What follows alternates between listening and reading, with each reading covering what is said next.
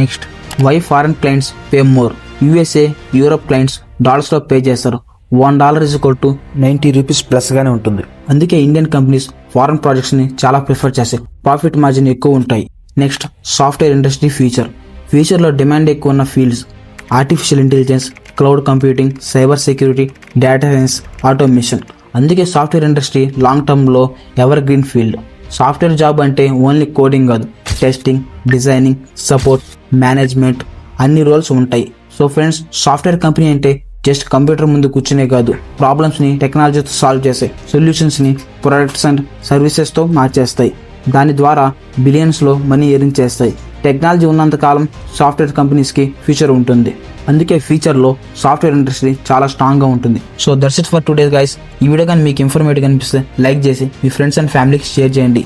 మళ్ళీ ఇంకో కొత్త వీడియోతో మళ్ళీ కలుద్దాం. Until then see you soon.